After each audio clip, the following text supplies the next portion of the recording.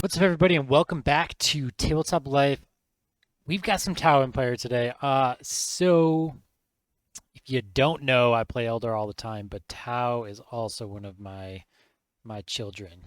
So we're going to be doing a lot of jumping between Eldar and Tau, but today I wanted to talk about some stratagems in Tau that I think are the go-to stratagems. Now, there's a lot of very, very good ones, but these are going to be my top 5 that I would pick. Before we jump into it, make sure you hit the subscribe button, like this video, comment on it what your favorite stratagem is. Comment on it if you don't like playing against Tau and you think one of these stratagems is super broken and needs a nerf or something like that.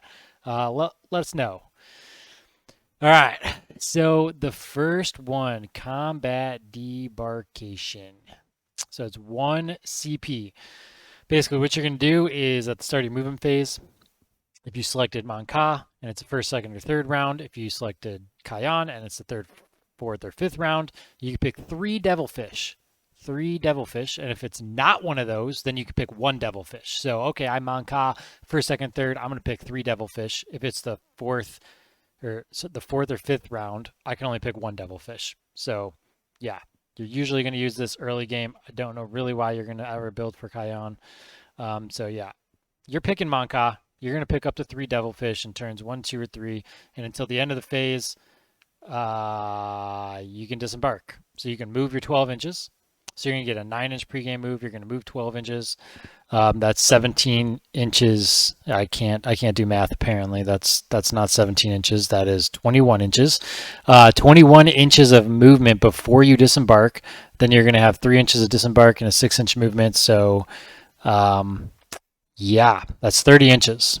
So that's 30 inches of threat that you have with your strike team or fire warriors, whatever you put in there. They can't charge.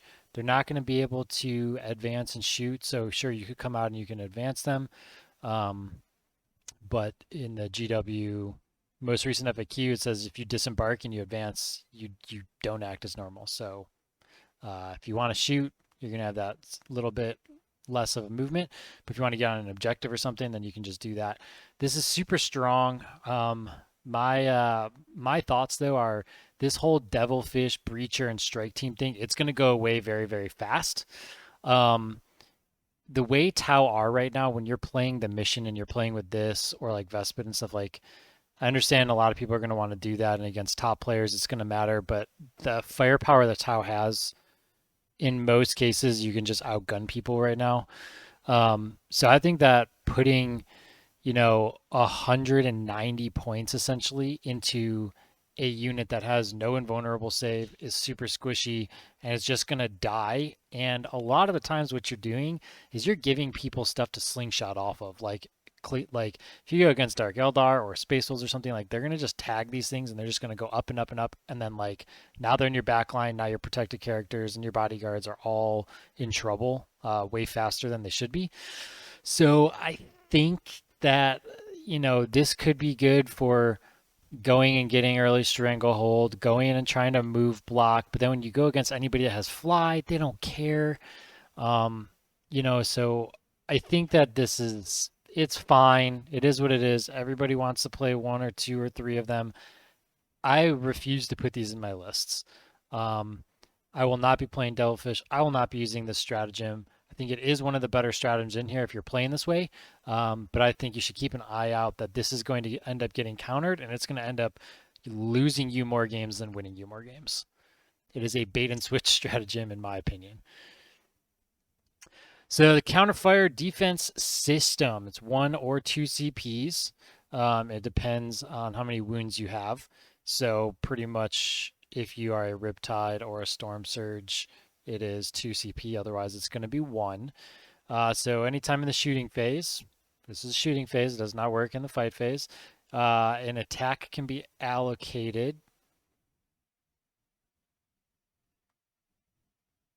to a model that has these, which basically it's like any battle suit if you look it up. So like crisis suits and commanders, they all have the counter defense system. And the damage characteristic is just going to become 1. So if somebody shoots like a melt at you and they're like, oh, 7 damage, you're like, 1 damage. So it's pretty cool. It's not bad at all. Um, so yeah, I mean it's good, right? Even if you like 3 damage, you take it down to 1. Now your suit could take more shots.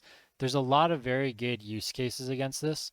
Um, Now, one thing that's very interesting is how it's worded is when an attack is allocated to a model, it just says the damage characteristic of that attack becomes 1. So it doesn't say that you can wait until you see what the damage is.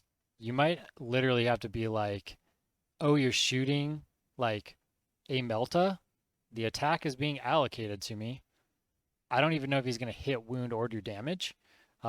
So let me know in the comments if you think that's how it should be working, or is it you know what the damage is and now you make it 1? Because the way that this is raw, like you're doing this when the attack is selected to you. It doesn't say when a wound is allocated. It doesn't say when the damage is allocated. It's just an attack is allocated. So that's very interesting. That might make this stratagem very hard to use because you might waste CP and then nothing go through. So it's interesting. Very, very good nonetheless. It keeps you alive. It makes you very, very defensive. Strike and Fade, this is just insane. So using this with your commanders to get them safe after they, poke their head out to shoot somebody, using this on your big bodyguard unit or crisis unit. It's 1 CP unless they have um, over 5 models. And it's excluding drones, which is cool. So basically, you're building your crisis suits to have 5 suits in them so that this costs you 1 CP all the time. If you're putting 6 suits in there and using 2 CP, you're doing something wrong. Just lose one of the suits. So being able to shoot and then just move 6 inches, whether it's going up the board and on an objective, going back behind cover, it's one of the strongest things in the game. Movement after shooting, OP. This is one that you need to use almost every single turn. Make sure you have a CP for it. Ionized Shock Field. This is one of my personal favorites. Now, there might not be a lot of armies that this is going to actually be relevant on. I have to sit down and make a list and see how worth it actually is. But when I played Ultramarines the other day, I think that this stratagem won me the game. So there is a lot of armies out there that could give auras and stuff like that for invulns or for rerolls. And if you could turn all that stuff off on a really dangerous unit, it's super helpful. So it's 2 CP. And what's going to happen is in your shooting phase, when a model in an enemy unit is destroyed by an ion weapon, until the start of your next shooting phases, those models cannot be affected by auras of other enemy models. So, for example, Tigurius goes Psychic Power.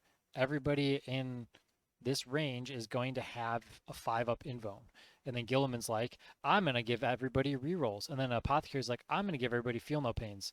Well, it's like, hey, this one unit that I want to die, and if I don't kill them, I don't want them to do anything to me because I don't want them to have any rerolls. So I'm going to shoot all my ion at them, and I'm going to kill one model. And then I'm going to spend this, and now they get no Feel No Pain, they get no invuln, and they get no rerolls. That unit just got nerfed by you killing a single model. So look at this for any of those bigger unit models that you don't want doing any of that stuff, or you just want to kill them, and you want to turn off an invuln, turn off a Feel No Pain, anything like that. This might not come in handy too much. Another good example would be like Custodes. If they have their -1 to hit banner, you can just then shoot, kill one guy, and take the minus to hit off. Right? So then you take the minus to hit off in that squad, and now you're more likely to be able to kill that squad easier with the rest of the unit. So something to consider. I absolutely love this one. And my 5th one, subunitions. So this is just really cool. So Hammerhead models, they're not that good. They're overrated for sure. They're just going to die. Right now, Long Strike can be bodyguarded. That's probably not going to last. We know that. But for right now, this is a very, very good stratagem if you're able to take him and bodyguard him. Because what you can do is you have this threat of here's a railgun that's going to do this big damage plus 3 mortals, or oh, you're playing horde, or you're just playing like a large marine squad and you don't want to just kill like 2 models, you can just say, hey, I'm just gonna roll 10 dice and I'm 4 ups, you're gonna take mortals. And then if you have a giant horde that, like, let's say like a big Tyranid squad or something like that, on 3s you're doing mortals. So then you just pick up like 8 models, or you pick up, 4 Marines or something, hopefully.